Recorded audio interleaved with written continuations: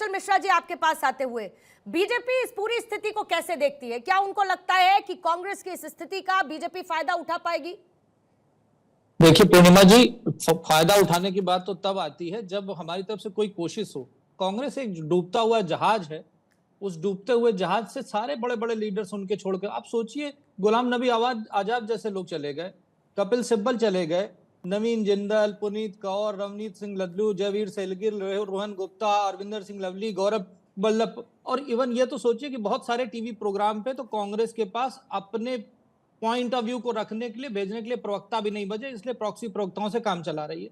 तो कांग्रेस तो ये समझिए डूबता हुआ जहाज है, उसके लिए हमें कुछ प्रयास करने की जरूरत नहीं है। हम तो अपने नारे पे लगे हुए हैं, सबका साथ, सबका विकास, सबका प्रयास और सबके विश्वास पे चलते हुए 4 जून को 400 पार, फिर एक बार मोदी सरकार। और ये लड़ाई पूर्णिमा जी है विरासत की और विकास की। वो विरासत की सियासत करते रहे और हम विकास के पथ पे चले हैं, और हम 2047 तक भारत को एक विश्व बंधु बनाने के लिए प्रोजेक्ट कर रहे हैं, जिसमें कि पहली इकोनॉमी बनाएंगे, हम विकास के रास्ते पे चले हैं। वो टाइम आप कौशल जी, फिर आऊंगी आपके पास। इसी बीच में जैसे ही डॉक्टर हामिद हुसैन जुड़े, प्लीज मुझे उसकी जानकारी जरूर दीजिएगा। लेकिन समीर सर, आपके पास आते हुए ये समझने की कोशिश कर रही हूं कि वॉकओवर पे वॉकओवर एक तरीके से मिलता हुआ नजर आ रहा है। कल हमने रायबरेली को लेकर चर्चा की, हमने अमेठी को लेकर सर चर्चा की, हम इंदौर की बात कर चुके हैं, हम बात सूरत पे कर चुके हैं, लेकिन फिर से आज एक बड़ा डेवलपमेंट क्या होता है, पुरी को लेकर डेवलपमेंट बड़ा होता है। क्या कहती है वहां से कांग्रेस की कैंडिडेट सुचारिता कि मेरे पास पैसे नहीं है, मैं चुनाव नहीं लड़ सकती, पार्टी मुझे फंड नहीं दे रही है। ये कितनी बड़ी समस्या पार्टी के फंड ना देने की और उसके आधार पर अपना टिकट मतलब लौटा देने की कि मैं अब चुनाव नहीं लड़ पाऊंगी। ये तो बीजेपी के लिए विन विन सिचुएशन हो गई, लेकिन कांग्रेस के लिए ये सिचुएशन कैसी है सर?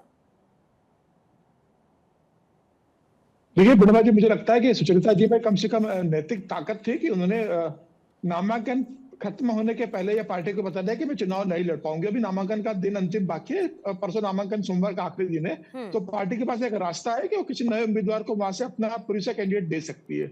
लेकिन इंदौर के अंदर देखिए कि उम्मीदवार फॉर्म भरता है और बाद में जाकर चुपचाप से नाम वापस लेता है और भारतीय जनता पार्टी के पक्ष में समर्थन घोषित करता है। मुझे लगता है कम से कम इस उम्मीदवार ने यह कह दिया कि मेरे पास पैसा नहीं है लड़ने के लिए। और उड़ीसा में तो वैसे भी देखिए आप, भारतीय जनता पार्टी के सांसद रहे थे 2019 के अंदर प्रताप सारंगी बालासोर से, वो तो सबसे गरीब सांसदों में गिने जाते थे, साइकिल पर घूमते थे। और भारतीय जनता पार्टी लोकसभा चुनाव लड़ने के लिए तो ऐसे नेता चुनाव इस देश में लड़े जिनके पास 11 रुपए भी नहीं होते थे। अटल बिहारी वाजपेयी जो 1984 में ग्वालियर में माधवराव सिंधिया के खिलाफ चुनाव लड़े थे, तो उन्होंने कहा था एक तरफ राज परिवार है और एक तरफ तो मैं साधारण सा परिवार से आने वाला इंसान हूँ। तो ग्वालियर के कार्यकर्ताओं ने पैसा इकट्ठा करके उनका चुनाव लड़वाया था। ठीक है, लेकिन यार सुचारिता ने सर इस बात का भी जिक्र किया, इस बात का भी उन्होंने जिक्र किया कि मैंने पैसे जुटाने की कोशिश की, लेकिन वो पैसे इकट्ठा हो नहीं पाए और पार्टी की तरफ से भी कोई फंड नहीं आया है। डॉक्टर हामिद हुसैन, आप तक मेरी आवाज पहुंच रही है सर? एक बार कंफर्म कीजिएगा मुझे। हामिद साहब, आप म्यूट हैं अपने एंड पे, इसको प्लीज अनम्यूट कीजिएगा।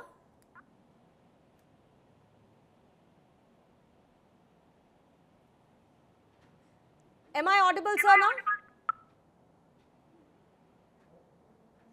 हामिद सर, मैं आपको दूंगी 2 सेकेंड, एक बार अनम्यूट कीजिएगा क्योंकि मेरा आपसे सवाल पूछना इंपॉर्टेंट है सर भाई।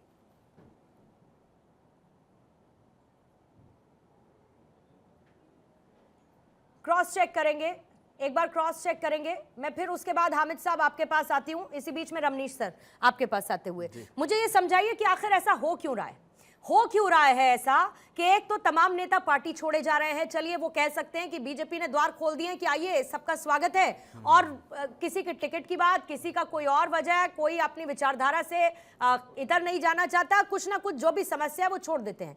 लेकिन चुनावों के समय में कैंडिडेट का अपना नाम वापस ले लेना, नॉमिनेशन वापस ले लेना, टिकट कहना कि मैं लौटा रही हूं क्योंकि मैं चुनाव नहीं लड़ सकती, फंड नहीं है, पैसा नहीं है पार्टी के पास चुनाव लड़ने के लिए, तो ये तो बात कांग्रेस की सही साबित हो गई ना कि इनके सारे अकाउंट्स फ्रीज कर दिए गए, कैंडिडेट को एक जगह से दूसरी जगह भेजने के लिए इनके पास पैसे तक नहीं है, तो कैसे लड़वाएंगे चुनाव?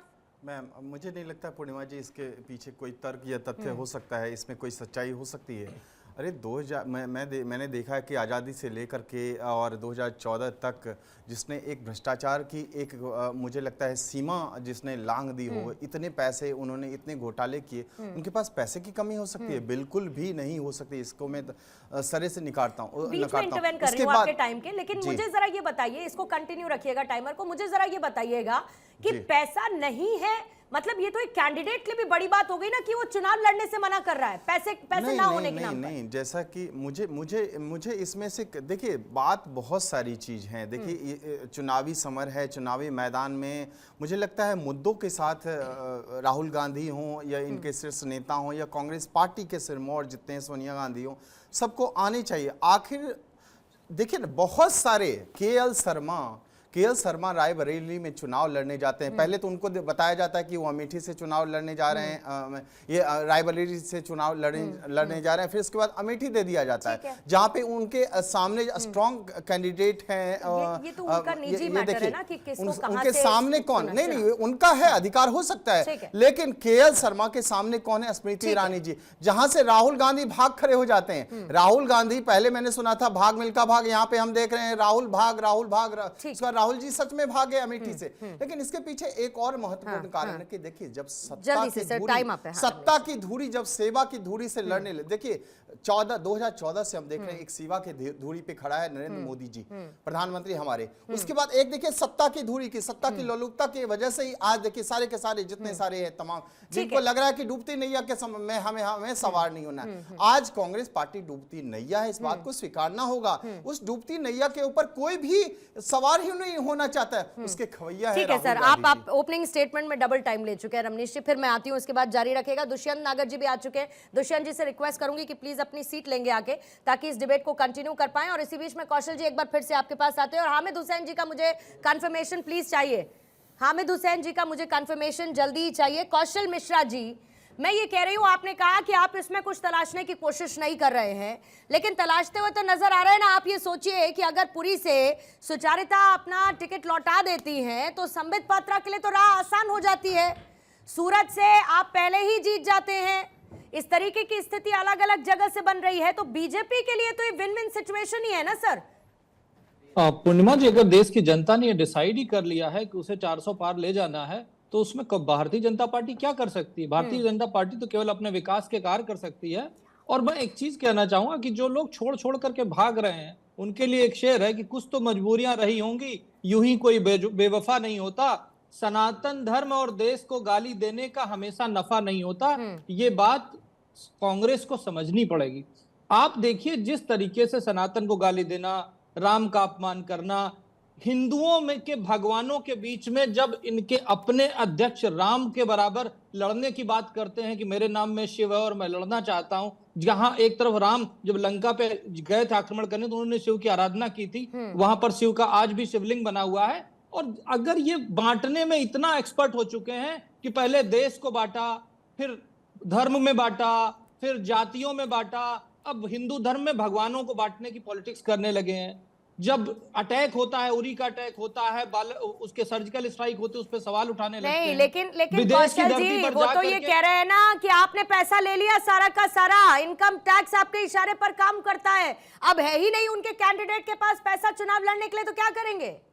पूर्णिमा जी, मैं चाहूंगा कि एक बार जो राहुल गांधी ने उस दिन प्रेस कॉन्फ्रेंस की थी, जब इनको इनकम टैक्स का नोटिस दिया गया था, उसमें इनका एक सर्टेन अमाउंट लियोन कर लिया गया था, यानी उतना फ्रीज कर दिया जाता है उसके ऊपर। लेकिन उन्होंने क्या कहा था, याद कीजिए, हमारे पास चलने के पैसे नहीं है, खाने के पैसे नहीं है, टिकट के पैसे नहीं है, टिकट के पैसे नहीं है। लेकिन वायनाड से अमेठी न जाकर के रायबरेली पूरी फैमिली फ्लाइट से आ रही है, फिर कहां से पैसा आ रहा है? अच्छा। इन्होंने ना देश का साथ दिया, ना कांग्रेस पार्टी का साथ दिया। क्योंकि आपके लिए एक बात और बता देता हूं कि जितनी भी पॉलिटिकल पार्टियां हैं, उनके जो अकाउंट हैं वो हैं पॉलिटिकल पार्टी के नाम पे। सिर्फ कांग्रेस का एक ऐसा अकाउंट है जो पॉलिटिकल पार्टी के नाम पे ना होके कांग्रेस अध्यक्ष के नाम पे होता था।